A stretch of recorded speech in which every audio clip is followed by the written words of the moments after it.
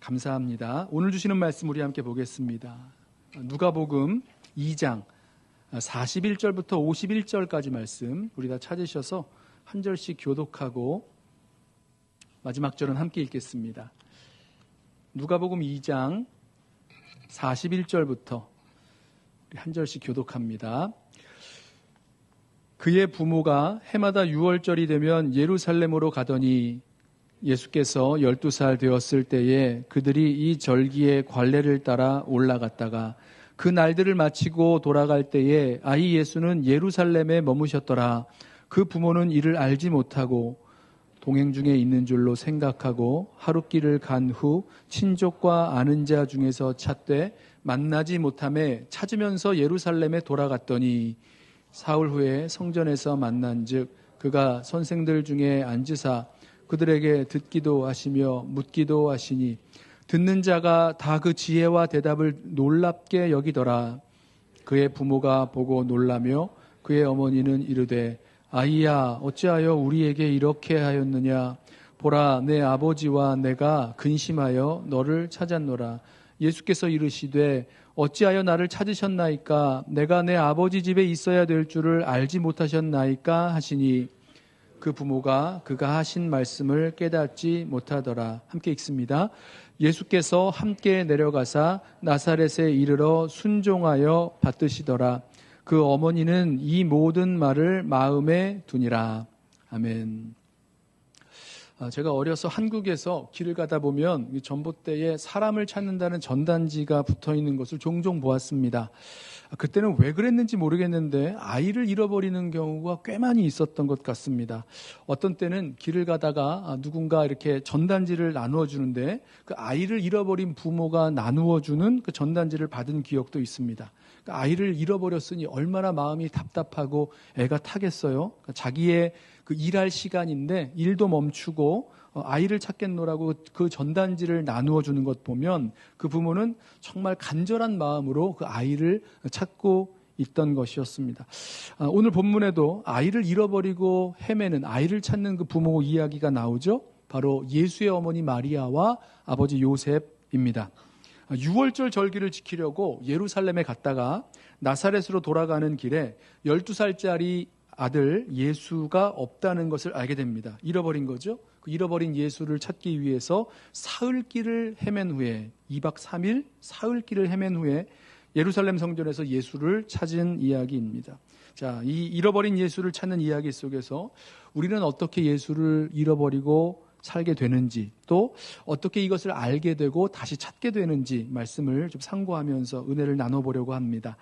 예수님은 다윗의 동네 베들레헴에서 나셨죠. 하지만 자라나기는 갈릴리 나사렛이라는 작은 산골 동네에서 자라나셨습니다. 어느덧 시간이 흘러서 예수님이 12살쯤 되었을 때 예수의 부모는 그 12살 예수를 데리고 예루살렘으로 올라갔습니다. 이제 유월절 절기를 지키기 위해서 데리고 간 거였는데 유대인들은요 13살이 되면 그 하나님 앞에서 그 율법의 의무를 스스로 감당해야 할 그런 성인이 되는 것으로 간주했습니다. 그러니까 지금도 그 유대인들이 그 바미츠바라 그러죠. 그 성인식 13살 되는 성인식을 크게 하는 것 알고 있는데요. 그건 뭐 예수님 이후 시대에 생겨난 것이라고 합니다. 근데 아무튼 이 13살 성인이 되기 전에 마지막 해인 그 13살 성인이 되기 전에 마지막 해인 그 12살 되는 그 유월절에 예수를 데리고 예루살렘으로 올라간 거죠. 유월절을 어떻게 지켜야 하는지 제대로 가르쳐 놓으려는 목적이 있었을 것 같습니다. 성인이 되면 그 일들을 스스로 해야 되기 때문인 거죠. 이 유월절은요 유대 민족에게 아주 큰 절기입니다. 유월절을 지키려는 그 유대인들이 뭐 동서남북 유대 모든 땅에서 예루살렘으로 몰려들었고 해외에 살던 유대인들도 다 이 유월절을 지키고자 예루살렘으로 몰려왔습니다. 그 네로 황제 때 세스티우스라는 거버너가 있었는데요. 얼마나 많은 유대인들이 이 유월절에 참여하는지를 네로 황제에게 알려주려고 유월절에 잡는 그 양의 숫자를 세서 보고를 합니다. 근데 그 수가 25만 6,500마리였다 그래요. 엄청나죠? 그 유월절 양 잡은 것이 25만 6,500마리. 물론 이 요세푸스의 기록을 보면 좀 부풀려서 쓰는 그런 면이 있어서 그 과장을 감안한다고 해도 6월절에 몰려든 인파가 아주 대단하다는 것은 분명합니다. 그 6월절 양 한 마리에 10명의 그 사람이 이제 그 6월절 양 한 마리를 잡는다. 10명 이상이 6월절 양 한 마리를 잡는다라는 그 율법 규정을 계산을 해보면 한 250만 명이 훨씬 넘는 그런 인파가 예루살렘에 몰려들어서 6월절을 지키는 거죠. 우리 가끔 그 메카를 순례하는 그 순례객들이 너무 많이 몰려서 뭐 수백 명이 뭐 다쳤다, 뭐 죽었다 이런 뉴스를 본 적이 있는데요. 그만큼 압도적인 인파가 그 6월절을 지키기 위해서 예루살렘에 몰려든 겁니다. 예수님의 가족도 그 6월절을 지키겠노라고 그 수많은 인파 중에 섞여 있었던 거죠. 예루살렘에 올라가서 6월절 어린 양을 잡아서 하나님께서 이스라엘 백성을 애굽에서 구원해 내신 그날을 기념하면서 쓴 나물과 또 누룩 없는 떡 함께 먹죠. 6월절 식사를 하게 되는데 그때 이 자녀들이 묻습니다. 왜 우리가 이것을 하는지, 이 식사가 무엇을 의미하는지. 그러면 부모들이 6월절과 이 출애굽과 하나님의 그 구원의 역사를 알려주지요. 자, 이렇게 6월절 절기를 다 마치고 수많은 인파 속에서 6월절 절기를 다 마치고 다시 또 그 수많은 인파와 함께 집으로 돌아가는 길에 예수의 부모가 예수를 그만 잃어버리고 말았습니다. 자, 어쩌다가 부모는 예수를 잃어버렸을까? 우리는 이 부모가 예수를 잃어버리는 모습에서 우리도 똑같이 예수를 잃어버리며 신앙생활하는 모습들의 그 모습을, 그 이유를 들여다보게 됩니다. 먼저는요, 43절을 보면 잊어버렸어요. 이를 알지 못하고라고 말씀하죠. 이 43절. 그 날들을 마치고 돌아갈 때에 아이 예수는 예루살렘에 머무셨더라. 그 부모는 이를 알지 못했다는 겁니다. 예수님은 그날 그 12살 예수죠. 예수님은 예루살렘에 머무셨는데 부모는 그걸 모르고 집으로 가는 길을 그냥 출발했다는 거예요. 참 무심하죠. 어떻게 아들이 같이 출발하는지 아닌지도 확인도 안 해보고 이름도 한번 안 불러보고 그냥 출발할 수 있을까? 어떻게 그럴 수 있지? 자, 이런 마음이 드는데요. 여러분, 우리 자신을 살펴보면 예수를 믿고 예수를 따라 살아간다는 우리 자신을 살펴보면 우리에게도 그런 모습이 분명히 있습니다. 그냥 습관에 따라서 살아오던 그 관성에 따라서 살아가던 대로 매일매일 그 삶을 살아가는 것 뿐이에요. 그냥 예수님 없이 하루를 출발합니다. 예수님 없이 하루를 살아가기 시작합니다. 예수님을 생각해 보지도 않고 예수님의 이름을 불러보지도 않고 그냥 매일매일 하루를 살아가는 거예요. 그러면 예수님 없이 출발해버리는 그런 하루의 여행이 똑같이 시작되는 거죠. 예수님을 잊고 떠나는 하루의 그 여행이 이미 시작돼 버리는 것과 마찬가지입니다. 저는 말씀을 묵상하면서 그동안 나사렛에서 예루살렘에 오기까지 한 100마일쯤 된다 그래요. 이 100마일 걸어오는 동안 부모가 예수님을 잊지 않고 오지 않았을까? 그렇겠죠? 같이 오지 않았습니까? 또 6월절을 지켰던 예루살렘에서도 부모가 예수님을 잊지 않았겠지라고 생각을 했는데 생각을 해다 보니까 그렇지 않을 수 있겠다라는 생각이 들었어요. 무슨 말씀이냐면 그냥 예수가 12살 아들 예수가 당연히 나와 함께 있고 우리와 함께 있고 당연히 잘 따라오고 있으니까 그냥 하루하루 그냥 매일 그 예루살렘 올라가는 길을 걸어 올라온 거고 그다음에 6월절을 지킨 거고 이제는 다시 돌아가야 될 길을 가던 길을 갔던 거죠. 관성에 따라서 그냥 가던 길을 걸어가지 않았을까. 그러다가 예수를 잃어버리고 만 것 아닐까. 무지하게 무관심하게 그냥 하루하루를 살아가면서 예수를 잃어버리고 말았다는 생각을 해봅니다. 여러분, 예수님 생각하지 않고 그냥 살아가면 저와 여러분도 예수님 없이 예수님을 잃어버린 채로 살아가는 것과 똑같이 살아가게 됩니다. 우리 좀 물어봐야 돼요. 아침에 일어나서 하루를 시작하면서 매일매일의 삶 속에서 시간마다 예수님이 어디 계신지, 예수님이 우리와 함께 하시는데 예수님이 어디 계신지, 매일 예수님의 뜻은 무엇인지 매일 묻고 매일 찾고 매일 예수님을 부르고 우리와 함께 하시는 예수님을 확인하고 주님과 동행하며 살아갈 수 있는 저와 여러분 되기를 소원합니다. 자, 두 번째로 예수님을 잊었던 그 이유를 찾는다면 착각이죠. 44절 보세요. 동행 중에 있는 줄로 생각하고 하룻길을 간 후 친족과 아는 자 중에서 찾되. 보세요. 있는 줄로 생각을 한 겁니다. 웃기죠? 예수가 당연히 있는 줄로 알고 그 하룻길을 걸어갔다는 겁니다. 예수님이 눈에 안 보였어요. 야, 얘가 어딨나? 아니, 어디 없어진 거 아니야? 이런 생각 들었을 때에 아니다, 어디 있을 거야 라고 믿고 그냥 하루 종일 걸어간 겁니다. 하루길을 걸어간 거예요. 하루 종일 예수가 안 보여도 어딘가 있을 거야, 있는 게 분명해, 이렇게 믿고 하루길을 계속 걸어가는 겁니다. 어떻게 이런 착각을 할 수 있을까? 어떻게 이런 착각 속에서 살아갈 수 있을까? 그런데요, 저와 여러분도 그런 착각을 하죠. 착각에는 이유가 있어요. 예수 믿은 지 오래된 성도들은 마음 가운데, 그렇지, 뭐 예수님이 있다 그러니까, 우리들 마음에 계시다고 하니까 예수님이 있는 줄로 알고 가는 건데, 이게 착각인 겁니다. 교회에서 뭐 목사요, 장로요, 여러 이런 직분이 있습니다. 직분이 있으니까 예수가 있는 줄로, 나에게 예수가 있는 줄로 착각하고 너무 깊게 생각하지 않고 그냥 살아가는 거예요. 예수 믿고 세상에서 잘 되고 성공하면 하나님께서 복 주시는 거니까, 그러면 예수님이 나에게 있는 줄로 알고, 착각이죠? 그렇게 살아가는데 사실은 예수 없이 살던 길 그냥 살아가고 있는 것 뿐입니다. 고린도후서 13장 5절에서 우리 잘 아는 말씀이죠. 사도 바울이 성도들에게 이렇게 도전하고 권면합니다. 너희는 믿음 안에 있는가? 너희 자신을 시험하고 너희 자신을 확증하라. 어떤 믿음이냐면 예수 그리스도께서 너희 안에 계신 줄을 너희가 스스로 알지 못하느냐. 그렇지 않으면 너희는 버림받은 자니라 말씀합니다. 예수님이 우리 안에 계시다는 거예요. 그런데 이 믿음을, 예수님이 우리 안에 계시다는 이 사실을 늘 확인하고 확증하면서 주님과 동행하여 살아가는 삶을 살아가지 않으면 우리 안에 예수님이 계심에도 불구하고 예수를 잃어버리고 사는 것과 마찬가지의 삶을 살아가게 된다는 거죠. 우리 안에 계신 예수님을 의식하지 않고 주님과 함께 동행하려는 삶을 살지 않으면 예수님을 잃어버린 채 그냥 내 뜻대로, 내 마음대로 그냥 하루하루 살아가는 그 삶의 습관대로 살아가게 된다는 것입니다.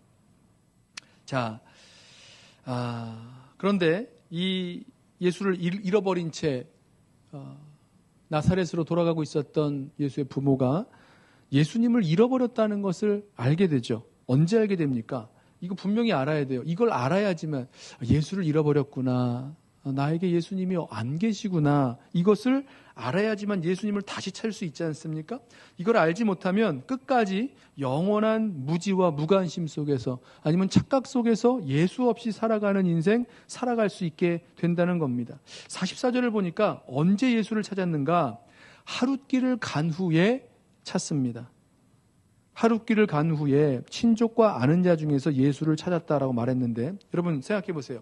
하룻길을 다 간 거면 이 말은요, 밤이 되었다는 뜻 아닙니까? 하룻길, 뭐 해가 떠서 해가 질 때까지 하룻길을 종일 걸었어요. 그 하룻길을 다 걸어서 저녁 때가 되어서야 예수가 없다는 것을 알고 예수를 찾기 시작합니다. 이 하룻길을 갔다는 것, 이제는요, 자기 힘으로 더 이상 갈 수 없는 시간이 되었을 때, 밤이 된 거죠.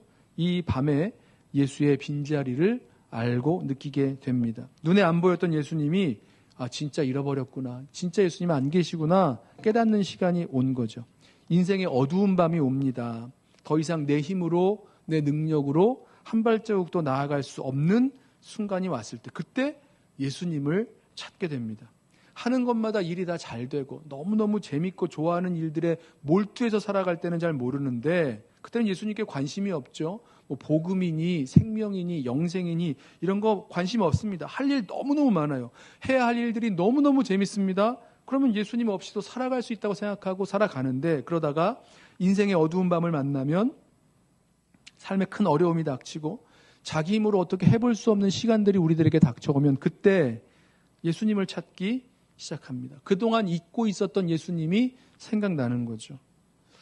자, 저는요, 저와 여러분에게 이러한 그 자각이 분명히 일어나야 된다고 생각을 하는데, 예수의 부모는 예수님이 눈에 보였잖아요. 12살 그 예수가 눈에 보였기 때문에 예수를 잃어버린 것을 알게 됐는데, 하룻길 가서 하룻길을 걸어갔을 때 예수가 없다는 것을 알게 됐는데, 우리는 예수님이 눈에 안 보이지 않습니까? 그러니까 예수를 잃어버리면서 살면서도 잘 모를 수가 있다는 생각이 들었어요. 여러분, 예수를 잃어버리면 우리가 예수님과 함께 동행하며 살아가는 삶에서 예수를 잃어버릴 때 나타나는 증상들이 여럿 있습니다. 몇 가지 생각을 해봤는데 첫 번째는요, 평안을 잃어버립니다. 평안을 잃어버려요. 요한복음 14장 27절에 이렇게 말씀하죠. 평안을 너희에게 끼치노니 곧 나의 평안을 너희에게 주노라. 예수님께서 우리와 함께 하시면서 우리에게 평안을 주시는데 이 평안은 세상이 주는 평안과 같지 않다 말씀하십니다. 그러니 마음에 근심하지도 말고 두려워하지도 말라 이 말씀을 하세요. 그런데 우리 자신의 모습을 볼 때에 걱정하고 근심하고 두려워하고 평안을 다 잃어버리는 순간이 왔을 때 여러분 그때 우리가 예수님을 잃어버린 채 나 홀로 걸어가고 있는 것은 아닌가, 예수님을 잃어버린 것은 아닌가 분명히 확인해 봐야 될 그런 순간인 것입니다. 예수를 잃어버린 증상인 거죠. 또 한 가지는 기쁨을 잃어버립니다. 조금 더 말씀을 읽다 보니까 요한복음 15장에서 이런 말씀을 하세요. 내가 이것을 너희에게 이름은 내 기쁨이 너희 안에 있어 너희 기쁨을 충만하게 하려 함이라. 주님께서 우리에게 기쁨을 주시는데 그냥 작은 희미한 기쁨이 아니라 아주 충만한 기쁨을 주시긴다는 겁니다. 근데 우리 마음 속에서, 우리 삶 속에서 이상하게 기쁨이 사라져요. 기쁨이 희미해집니다. 그러면 여러분 분명한 증거죠. 뭐죠? 기쁨을 잃어버리셨어요? 충만한 기쁨이 희미해졌습니까? 예수님을 잃어버리고 있는, 예수님 없이 살아간다는 그런 증거 아니겠습니까? 또 한 가지 조금 더 읽어보니까 열매가 없다라는 생각도 들었어요. 요한복음 15장 5절에 나는 포도나무요 너희는 가지라. 그가 내 안에 내가 그 안에 거하면 사람이 열매를 많이 맺나니 나를 떠나서는 너희가 아무것도 할 수 없느니라 말씀합니다. 열매가 없는 거예요. 인생을 돌이켜보니까 내 삶에 예수 그리스도를 믿고 살아가는 성도가 맺어야 할 주님 안에서 주님으로부터 맺게 되는 그런 열매가 없는 겁니다. 왜 이렇게 열매가 없지? 주님 닮은 모습도 없고 주님께서 나를 통하여 우리를 통하여 일하시는 이런 복음의 귀한 열매들이 없는 것을 보면 이거 내가 예수 그리스도 없이 예수를 잃어버리고 살아가는 것은 아닌가 우리 분명히 의심해 봐야 될 거죠. 그리고 마지막으로 요한복음 12장에서 이런 말씀을 하시더라고요. 빛 가운데 살지 못하는 모습, 그런 현상을 말씀하십니다. 나는 빛으로 세상에 왔나니 물은 나를 믿는 자로 어둠에 거하지 않게 하려 함이로다. 살아가는 것이, 믿음으로 살아가는 것이 마치 어둠 속에 있는 것 같이 답답하고 또 이 어둠 가운데 있다는 것은 죄 가운데 살아가는 것을 의미하죠. 길이 안 보입니다.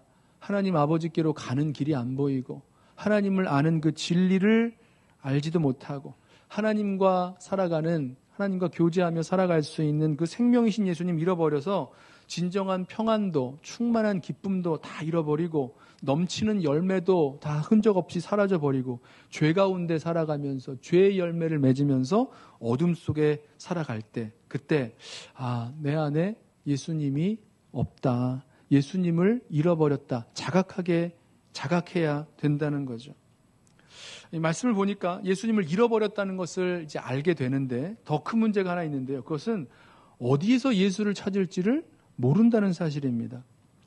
여기 보면 예수님을 잃어버렸다는 것을 안 부모들이 예수님을 찾는데 친족과 아는 자 중에서 찾죠. 같이 그 유월절을 지키기 위해서 올라왔던 친족들, 마리아와 요셉 그 가족이 아니라 조금 더 넓은 의미에서의 그런 가족들, 또 친지들, 아는 친구들 속에서 일행 중에 있나 하고 찾아봤는데 못 찾습니다. 잘못 찾은 거예요. 또 45절 보세요. 만나지 못하매 찾으면서 예루살렘에 돌아갔더니 사흘 후에 성전에서 만난즉. 이해되세요? 친족 중에서 아는 자 중에서 찾다가 못 찾으니까 그동안 예루살렘에서 지금까지 걸어오는 길들 속에서 어딘가에 뒤쳐져 있는 것은 뒤쳐져 있나 보다 생각하면서 예수를 찾습니다. 그런데 예수가 없는 거예요. 보세요. 예수가 어디 있는지를 모르니까 엉뚱한 곳에서 찾고 있는 거죠. 사실은 어디서 예수를 찾는지 모르는 겁니다. 여러분 이런 생각 들 때 있지 않으세요? 주님을 찾고 싶은데, 주님을 만나고 싶은데, 주님과 함께 친밀한 그런 동행하는 삶을 살아가고 싶은데 어떻게 주님을 찾는지를 모르겠어요. 어떻게 주님과 함께 동행하며 살아갈지를 모르겠다라는 겁니다. 이게 우리의 그럼 가슴 아픈 현실이자 고백이 될 때가 있습니다. 주님을 찾는다고 하지만 어떻게 주님 찾는지도 모르고 주님과 함께 이 믿음의 여행을 걸어 나아가는 것을 모르는 상황들. 주님의 임재와 동행에 너무 무지하게 살아와서 그런 거죠. 그리고 주님이 어디 계신지를 알지 못하기 때문에 어떻게 주님을 만날지 모르고 여기저기서 막 찾아보는 것 뿐입니다. 그런데 못 찾아요. 자, 보세요. 오늘 말씀을 보면 이 예수의 부모가 어디에서 예수님을 찾게 됩니까? 성전이죠. 예수를 찾은 곳은 사흘 후에 성전에서 찾습니다. 46절. 사흘 후에 성전에서 만난즉 그가 선생들 중에 앉으사 그들에게 듣기도 하시며 묻기도 하시니 듣는 자가 다 그 지혜와 대답을 놀랍게 여기더라. 예수를 찾아서 3일 동안 거리마다 사람들마다 여기저기 뒤지면서 예수님을 찾아갔는데 결국은 마지막에 한 곳이 남았어요. 거기는 아니겠지. 만약에 이 예수의 부모가 예수님이 성전에 있는 것을 알았으면요, 사흘길이 아니라 하루길에 다시 돌아갔겠죠. 그래서 그 다음날 일어나서 다시 하루를 돌아 올라가면 거기에서 성전에서 예수를 찾았을 것입니다. 근데 전혀 그렇게 생각하지 않은 거죠.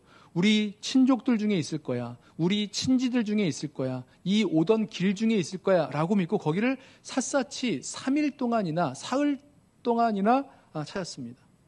그러다가 성전에 올라가 봤더니 거기는 아니라고 생각했는데 마지막에는 성전에 올라가 봤더니 거기에서 선생들 가운데 앉아서 듣기도 하고 묻기도 하고, 이게 유대인의 그런 교육 방식인 거죠. 말씀을 이렇게 나누고 있는 예수님을 만나게 됩니다. 보니까 이 12살 아이 이 예수의 그 지혜로운 말을 듣고 유대의 그 선생들, 랍비들이 아주 놀랬다, 깜짝 놀랬다, 이렇게 기록하고 있죠. 자, 그때 예수의 부모가 와서 이렇게 말합니다. 48절. 그의 부모가 보고 놀라며 그의 어머니는 이르되 아이야 어찌하여 우리에게 이렇게 하였느냐, 보라 내 아버지와 내가 근심하여 너를 찾았노라. 우리 성경은 되게 이렇게 점잖게 이렇게 기록되어 있지만 아마도 이 말은 아이를 이렇게 원망하거나 혼내거나 책망하는 그런 의미가 담겨 있는 것 같지 않으세요? 그렇게 놀라서 왜 그랬냐면서 이야기하는 그 부모님에게, 마리아에게 예수님이 이렇게 말씀을 하십니다. 49절. 예수께서 이르시되 어찌하여 나를 찾으셨나이까? 내가 내 아버지 집에 있어야 될 줄을 알지 못하셨나이까? 자, 예수님은 이 부모가 자기가 어디에 있어야 할지를 당연히 알고 있으리라고 생각하고 계셨어요. 당연히 예수님이 내 아버지 집에 있어야 된다는 것을, 있을 것이라는 것을 분명히 알고 있을 거라고 생각하셨다는 거죠. 나사렛 집이 아니라 내 아버지 집, 성전이죠. 나사렛 집으로 가는 길이 아니라 내 아버지 집, 성전에 있어야 할 것을 당연히 알리라고 생각했다는 겁니다. 이 성전이 어디입니까? 아버지 집이라고 부르는 이 성전이 어디입니까? 하나님 아버지 계신 곳이죠. 하나님께 그 임재가 약속되어 있는 곳, 성전. 또 오늘 이 예수님께서 이 율법 선생님들과 나누었던 아버지 하나님의 말씀이 계신 곳, 여기가 이 성전이죠. 또 한 가지 더, 아버지 주신 사명을 감당하는 곳, 이곳이 성전이었습니다. 여기 보면 우리말에는 분명하게 번역이 잘 안 되는 말이 있는데 데이라는 동사를 사용합니다. 제가 여러 번 말씀을 드렸죠. 여기 우리 성경에는 있어야 될 줄을 알지 못하십니까? 이렇게 되물었는데, 이렇게 번역되었는데 영어로는요 must예요. must. 누가복음에서 예수님의 사명을 나타낼 때마다 쓰는 말이 바로 이 데이라는 동사 must입니다. 복음을 전하여야 하리라, 고난을 받고 십자가에 못 박혀야 하리라, 예루살렘에 올라가야 하리라, 이럴 때 쓰시는 말씀, 성경 말씀을 이루어야 하리라, 이럴 때 사용하는 동사를 여기서도 사용합니다. 무슨 말씀이죠? 내 아버지 집에 거하는 것. 이 예수님이 아버지께서 맡겨주신 그 사명을 감당하는 곳이라는 뜻이라고 생각을 합니다. 사실 이 내 아버지의 집이라고 번역을 했는데 원어로 보면 집이라는 그 단어는 없고 관사만 붙어 있어요. 그래서 그 뜻이 좀 모호합니다. 그래서 이것을 이제 부드럽게 번역하기 위해서 뭐 아버지의 집 이렇게 번역하기도 하고, 어떤 성경은 아버지의 일들, 그러니까 father's business 이렇게 번역하기도 하고, 또 성서학자들 중에서는 그냥 아버지의 편, 그냥 일종의 좀 포괄적이고 모호한 의미로서의 뭐 마리아나 요셉의 편이 아니라 아버지 편에 있어야 된다, 이렇게 해석을 하기도 하는데요.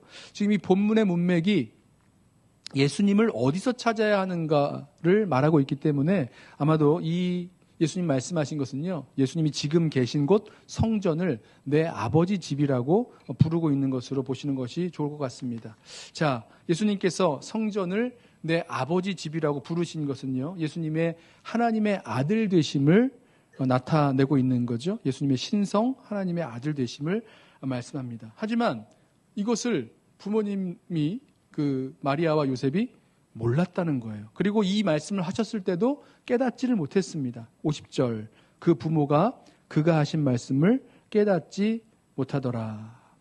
예수님은 하나님의 아들이시기에 하나님의 임재가 있는 성전에, 하나님의 말씀이 가르쳐지는 성전에, 그리고 하나님이 맡기신 사명을 감당하는 그 성전에 있어야 할 것을 알았어야 됐다는 거죠. 그리고 어머니 마리아는요, 예수님의 하나님의 아들 되심을 분명히 알고 있었습니다. 알고 있었어야 했어요. 우리 알죠? 우리 누가복음 말씀 묵상하고 있는데, 이 어머니 마리아는 천사 가브리엘로부터 아들을 낳을 것인데 성령으로 잉태되어 낳을 아들이 하나님의 아들이라 일컬음을 받을 것이다, 이 말씀을 받았어요. 이 말씀을 들었습니다. 뭐 아버지 요셉도 마찬가지죠. 마태복음 1장을 보면 마리아가 낳을 내 아내 마리아를 데려오기를 두려워하지 말아라. 그 아들은 성령으로 잉태된 아들이고 자기 백성을 죄에서 구원할 자다, 이렇게 말씀을 해주셨어요.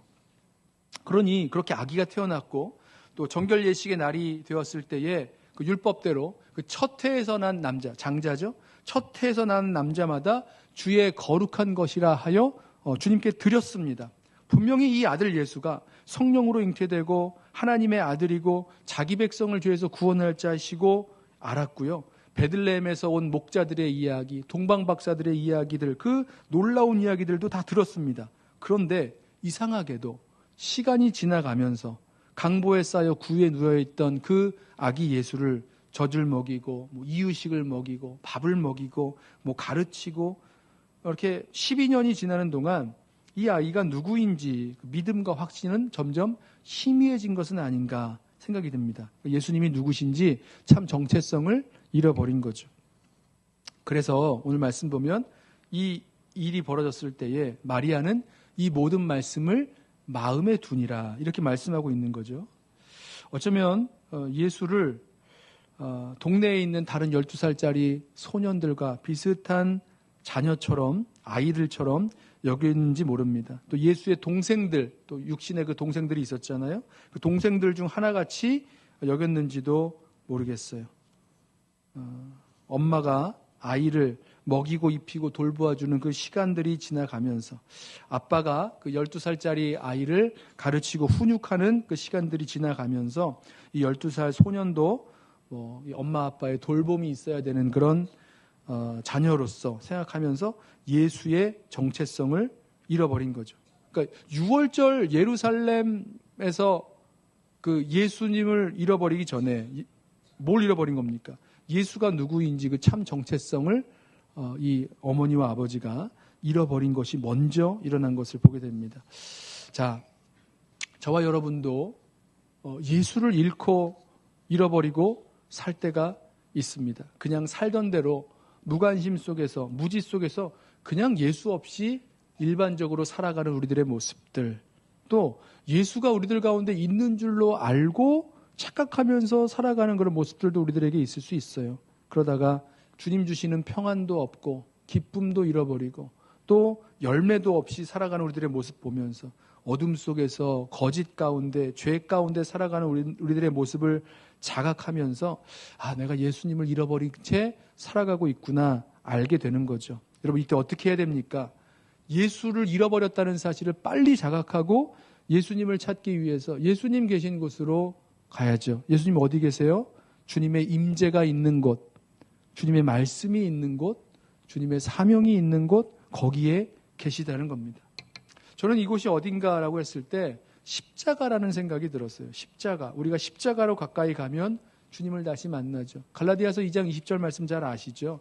내가 그리스도와 함께 십자가에 못 박혔습니다. 바로 거기에서 내 옛사람은 죽고 내 안에 사시는 그리스도, 우리 주 예수 그리스도를 만나게 되는 것 아니겠습니까? 선지자들이 이스라엘 백성들에게 이렇게 말했어요. 너희는 여호와를 만날 만한 때에 찾으라. 가까이 계실 때에 그를 부르라. 여호와께로 돌아오라. 너희가 전심으로 나를 찾고 찾으면 나를 만나리라 말씀하셨습니다. 무슨 뜻입니까? 저는 우리가 예수 그리스도를 다시 찾고 부르짖고 주님께 나아가면, 예수님 계신 곳으로 나아가면 우리가 다시 예수님을 만나고 주님과 함께 동행하는 그 삶을 다시 시작할 수 있다라고 믿습니다. 바로 그곳 예수 그리스도의 십자가로 돌아갈 수 있는 저와 여러분 되기를 소원합니다. 생각 없이 내 주 대신 예수 그리스도 잃어버린 채 의식하지 않고 살아가는 것 아니라 내 주님을 의식하고 주님을 고백하며 늘 주님의 임재가 있는 곳, 주님의 말씀이 있는 곳, 주님의 사명이 있는 곳을 찾아 주님과 함께 동행하며 나아갈 수 있는 저와 여러분 되시기를 예수님의 이름으로 부탁하며 축원합니다. 기도하겠습니다.